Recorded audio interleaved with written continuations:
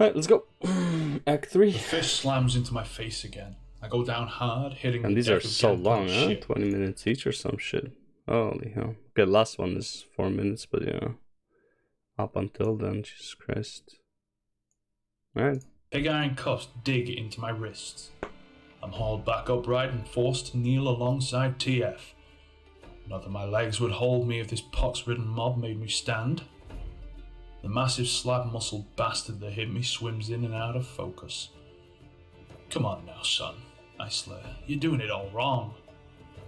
I don't see the next one coming. There's just an explosion of pain and I'm back on the deck. Once again, I'm lifted up and forced to kneel. I spit out blood and teeth.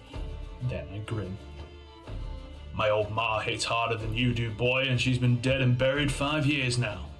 He steps forward to knock me down again, but a word from Gangplank stops him in his tracks. Enough, the captain says. Swaying slightly, I try to concentrate on Gangplank's blurred outline. Slowly my eyes clear. At his waist I see he's wearing that damn knife that TF stole. Twisted fate, huh? I heard you were good, and I've never been one to look down on a good thief, Gangplank says. He steps in close and glares at TF. But a good thief knows better than to steal from me. He hunkers down and looks me square in the eye. And you, if you'd been 2 shades smarter, you would have put that gun to work for me. But we're past that now. Yep. Gangplank stands up and turns his back to us. I'm not an unreasonable man, he continues. Okay. I don't expect folk to bend the knee. All I ask is a mediocre of respect. Something you boys pissed all over. And that can't go unpunished. His crew pushes in, like dogs waiting for the order to rip us apart. I ain't rattled, though. I won't give them the satisfaction. Do me a favour, I say, nodding toward TF. Kill him first. Gangplank chuckles at that. He nods to a crewman who starts banging away on the ship's bell. In answer, dozens more across the port city ring out. Drunks, sailors, and shopkeepers start pouring onto the streets, drawn by the ruckus. The bastard wants an audience. Bilgewater's watching, boys, Gangplank says. Time to give him a show. Bring out Death's daughter. There's a cheer and the deck drums with the clamour of stamping feet. An old cannon is wheeled out. Maybe rusted and green with age, but it's still a beauty. I glance over at TF. His head's down and he ain't saying nothing. They took his cards off him, once they found them all. They didn't even leave him his stupid dandy hat. Some little imbib bastard in the crowd's wearing it. In all my years of knowing TF, he's always had an out, without one here. That's pretty funny.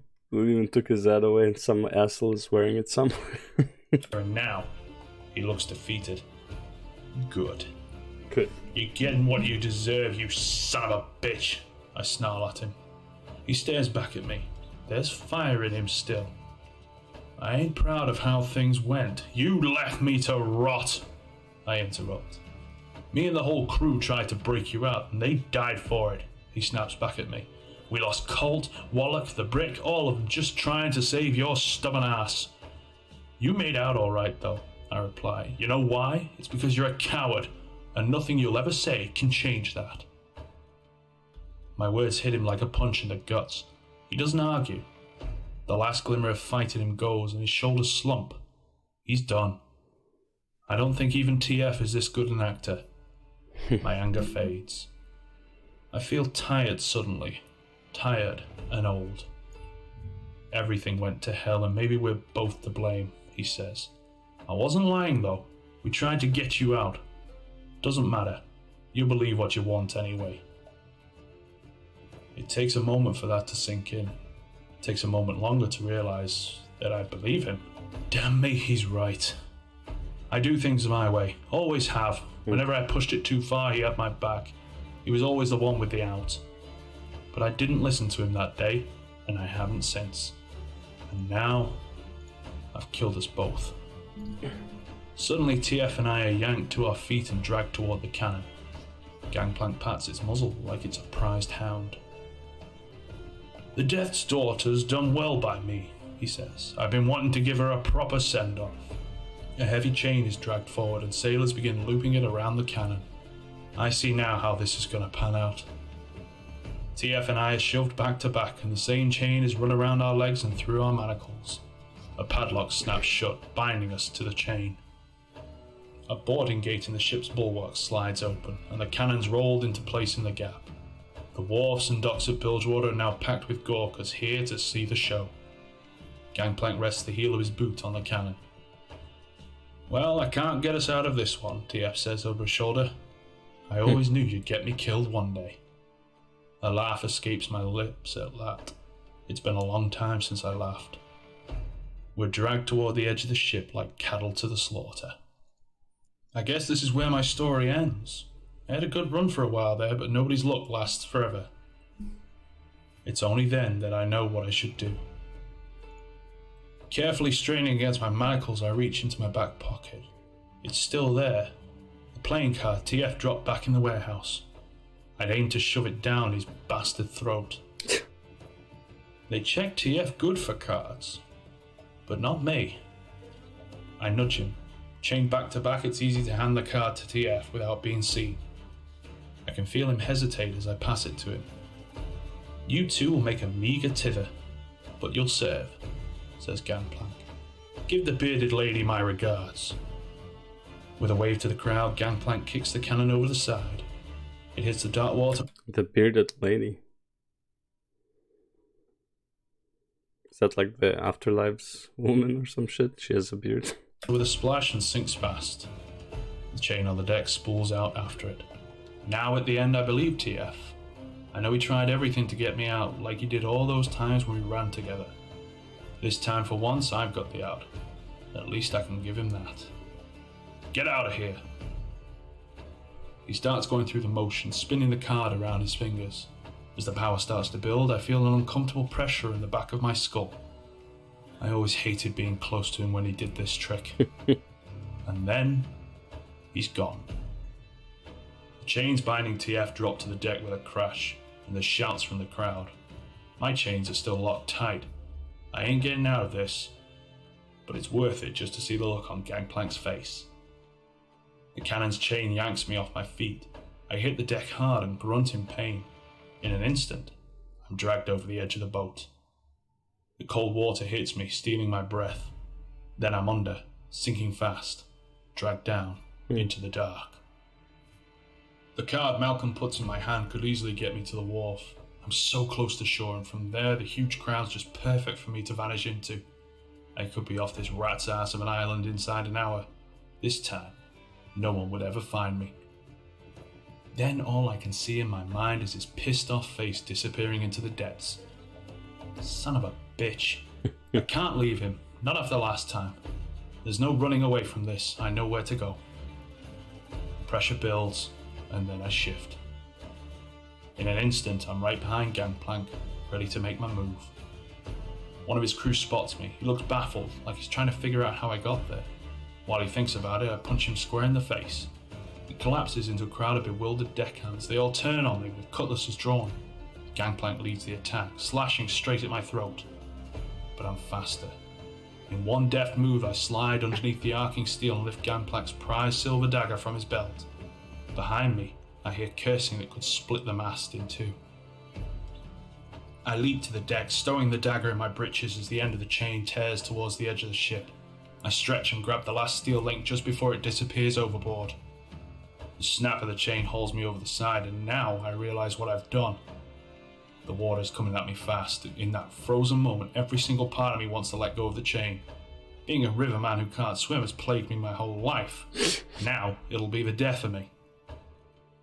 Oh, so he shot himself also into the water. Okay. I take one final gulp of air, then a musket shot rips into my shoulder. I yell out in pain and lose my last breath just before I'm dragged under. Frigid water punches me in the face as I sink into the suffocating blue. This is my nightmare. Panic wells inside. I try to quell it, it's almost too much. More shots pierce the water above me, I'm still sinking. Sharks and devilfish circle. They taste the blood. They follow me deeper into the abyss. Everything is terror. No pain now. Heart pounds in my ears, chest burning. Gotta keep the water out. Darkness coils around me. Too far down. No way back. I know that now. But maybe I can save Malcolm. Below me there's a thud and the chain goes slack. The cannons hit the seabed. pull myself down the chain into the shadows. There's a shape below. I think it's Graves. Frantic, I drag myself toward him. Then he's right in front of me. Though I can barely see the outline of his face, I think he's shaking his head at me, angry that I came back. I'm growing faint. My arm is numb and my skull is being crushed. Letting go of the chain, I pull the dagger from my waist. My hand trembles. I fumble in the darkness. By some miracle, I find the lock on Graves' cuffs. I work the blade to coax it open, like I have 1,000 locks before. But my hands won't stop shaking. Even Graves must be terrified. His lungs have to be giving out by now. The lock isn't budging. What would Malcolm do? I twist the dagger. No finesse, nothing but force. Something gives. I think I cut my hand. The dagger is falling into the abyss. There it goes. Is it glowing? Above me, bright red, red and orange everywhere. It's beautiful. So this is what it's like to die. I laugh. Water rushes in. It's peaceful. Misfortune stared across the harbour from the deck of her ship, the Siren. Flames reflected in her eyes as she absorbed the full level of destruction she had wrought. All that remained of Gangplank's ship was the burning wreckage. Oh, so this is the destruction of Gangplank's ship? Okay. The crew had been killed in the detonation, drowned in the chaos, or claimed by the swarming razorfish. It had been glorious, an immense ball of rolling fire that had lit up the night like a new sun. Half the city had witnessed it. Gangplank himself had seen to that, as she knew he would. He had to parade Twisted Fate and Graves in front of Bilgewater. He had to remind everyone why no one should cross him. To Gangplank, people were just tools used to maintain control. So she'd use that to kill him. Shouts and tolling bells echoed across the port city. Word would be spreading like wildfire. Gangplank is dead. The corners of her lips curled into a smile. Tonight was merely the endgame, hiring TF, tipping off Graves, all just to distract Gangplank. It had taken years to exact her revenge. Misfortune's smile faded. Oh, okay. Well, that's more interesting. I guess it's a nice plot twist that she hired TF and then played around it. It's cool. I still don't like the part that, like, I just don't like the narration, basically, like where he talks as if he's the character, narrates the character kind of thing. I don't know. It's just personal. From the moment he had stormed into her family's workshop, his face hidden behind a red bandana, she had been preparing herself for this moment. Sarah lost both her parents that day. She was just a child, but he shot her down as she stood watching her parents bleed out onto the floor. Gangplank taught her a harsh lesson, that no matter how safe you feel, your world, everything you've built, everything you care for, can be taken in an instant. True. Gangplank's one mistake was not making sure she was dead. Her anger and her hate had sustained her through that first cold, painful night, and every night since. For 15 years she had scraped together everything she needed, waiting until she wasn't even a memory to him, for him to drop his guard and get comfortable in the life he'd built. Only then would he be truly able to lose everything. Only then would he know what it felt like to lose his home, to lose his world. In a moment. She should have been feeling exultant, but she just felt empty. Joining her at the gunwale, Raffen jolted Sarah from a reverie. "He's gone," he said. "It's over." "No," replied Misfortune. "Not yet." She turned from the harbour, casting her gaze across Bilgewater. Sarah had hoped that killing him would kill her hate, but all she had done was unleash it. For the first time since that day, she felt truly powerful. "This is just the beginning," she said. "I want everyone loyal to him to be brought to answer. I want the heads of his lieutenants mounted on my wall. Burn every boarding house, tavern and warehouse that bears his mark, and I want his corpse." Raffen was shaken. He'd heard words like that before, Not from but her. never from her. "I've thought a lot about the ways I'd want to go out. Chained up like a dog at the bottom of the ocean, Not one of them. That one never crossed my mind. Lucky for me, TF manages to pop the lock on my shackles just before he drops the dagger. I scramble out of the chains, thirsty for breath. I turn towards TF. Poor bastard's not moving. I twist my hand around his collar and start kicking towards the surface. As we go up, suddenly everything lights up bright red. A shockwave knocks me ass over ears. Chunks of iron sink past us. A cannon plunges by. Then a charred hunk of rudder. Bodies too. A face covered in tattoos stares in shock at me. The severed head then slowly disappears into the darkness beneath us. I swim fast and my lungs set to bust. An age later I'm at the surface, coughing up salt water and gasping for air. But it's damn near unbreathable. Smoke chokes me and claws at my eyes. I've seen things burn in my time, but never like this. Looks like someone set the whole world on fire. Damn me, I hear myself mutter. Gangplank's ship is gone. Bits of smoking debris are scattered all across the bay. Fiery islands of wood collapse all around, hissing as they go under. A flaming sail falls right in front of us, nearly dragging TF and me back down for good. Burning men desperately jump from smouldering pieces of wreckage into the water, quieting their own screams. It smells like the end of everything. Sulphur and ash and death, cooked hair and melting skin. I check on TF. I'm struggling to keep him above water. Son of a bitch is a lot heavier than he looks, and it ain't helping that half my ribs are broke. I find a piece of scorched hull floating nearby. It looks solid enough. I pull us both on top. It ain't exactly seaworthy, but it'll do. For the first time, I get a good look at TF. He ain't breathing. I wail on his chest with my fists. Just when I'm worried I'm going to cave his ribs in, he coughs out a lungful of seawater. I slump and shake my head again as he slowly comes to his senses. You stupid son of a bitch, what did you come back for? It takes him a minute to answer. Thought I'd try it your way, he mutters, slurring his words. Seeing what a stubborn ass felt like, he hacks up more water. Feels awful. Razorfish and even meaner sea critters are starting to gather round us. I ain't about to be anything's chow. I pull my feet away from the edge. A mangled crewman bobs to the surface, grab him for our raft. I plant my foot in his face and shove him off. Burning Tides overall. Well, we'll still have a bit to go, but like maybe 5 minutes. But like all this just to reintroduce Gangplank and Misfortune, I guess, to more canon lore. Is that basically what it is? Does it even negate old lore for Gangplank and Misfortune though? I don't remember the exact lore for those two, but like it doesn't really negate it. Maybe it does kind of. No, not really, because they're both just captains, I think, or something like that. I don't know, man. It's a bit much. I mean, it's not a bit much. It's fine. It's just I don't think this should have been like over an hour of videos, kind of thing. You know? It's just I don't know. A fat tentacle wraps around his neck and It's drags not him that back interesting. under. Now the fish have something else to keep them busy. Before they run out of fresh meat, I break off a plank from our raft and use it to paddle us away from the feeding frenzy. I pull at the water for what seems like hours. My arms are heavy and hurting, but I know better than to stop.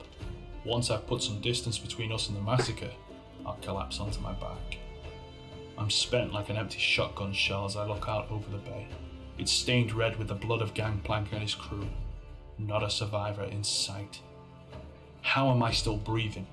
Maybe I'm the luckiest man on Rune Terror, or maybe TF's carrying enough good fortune for the both of us. I see a body floating by, holding something looking familiar. It's Gangplank's little inbred bastard still clutching TF's hat. I take it off him and toss it to TF. They found TF's He hat. ain't even a little surprised, like he always knew he'd get it back. Now we just need to find your gun, he says. What?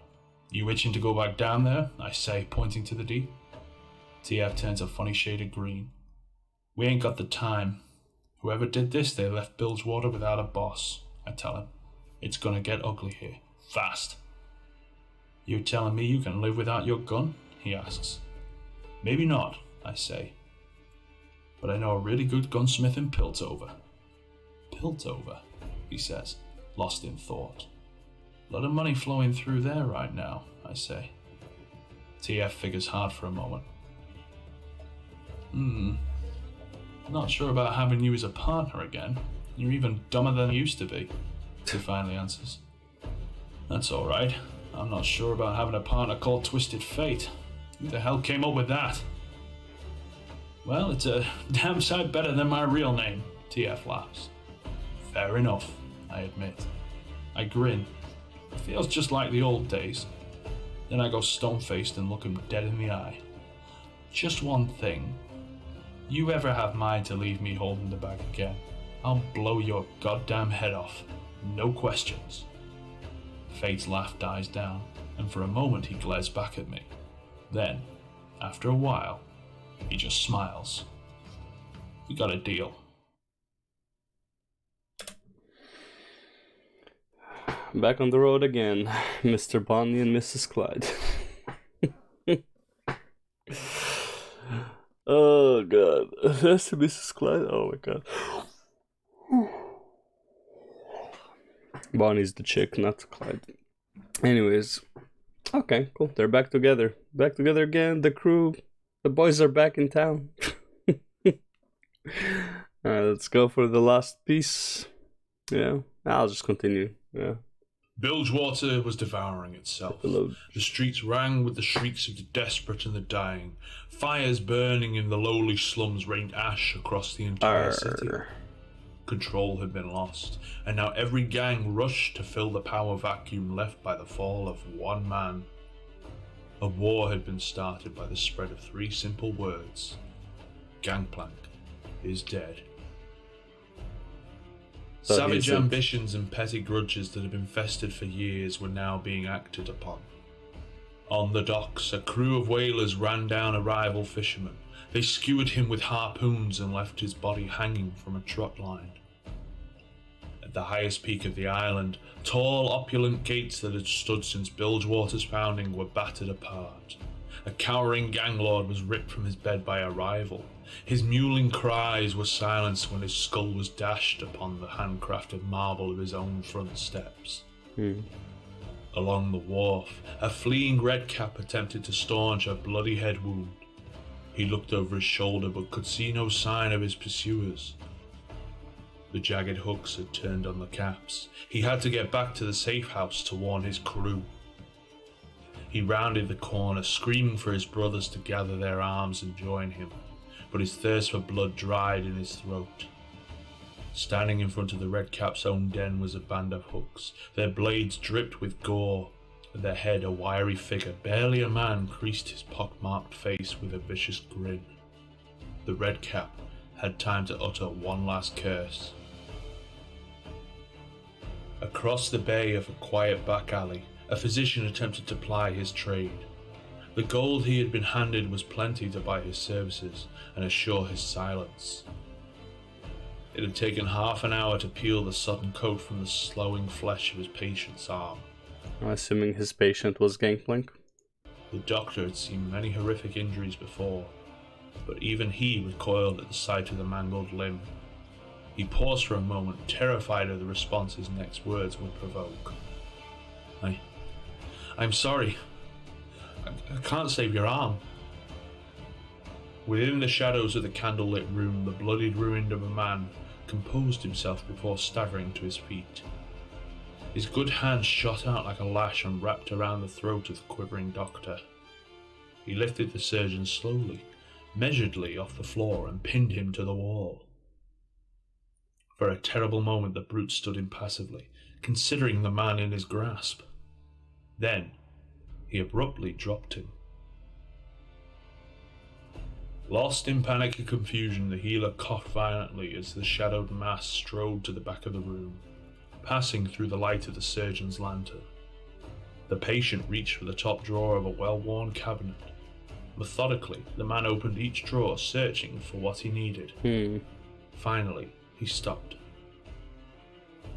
Everything must have a purpose, he said, looking at his mutilated arm. He pulled something from the case and threw it to the doctor's feet. There, glinting under the lantern, was the clean steel of a bone saw. "Cut it off," he said. Hello? "I've got work to do."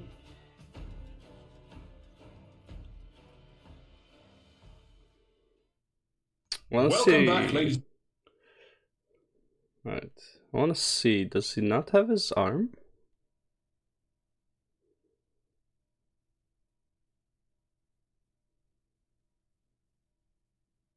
Oh, it's knackered.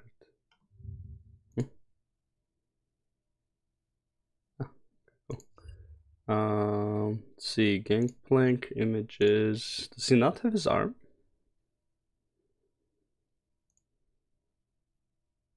He has his arm here. And it's a metal arm there, but yeah. It's like old Gangplank. It's the new Gangplank. Even the new Gangplank, he has an arm though. Not like he doesn't have an arm. I mean, a lot of it is metal arms, sure, but like some skins he still has like a full working arm. Would be better if they gave him a hook instead of an arm. Oh, there we go. There we go. Now he doesn't have an arm. It's part of him. That makes more sense. But this is like I think this is like fan base, maybe. I guess it doesn't have an arm. Alright, well, that's the story of Burning Tides. That's that. I mean, it's cool and all. God, it should not have taken that long to tell that story. Holy fuck. It was a cool twist with Misfortune setting it all up. But yeah. For some reason I always thought Misfortune was like the sheriff of Bilgewater or something like that. I don't know why. I just had that feeling or something. Well, yeah, anyways. That's it for the Burning Tides. We'll go next. You go next. You go next.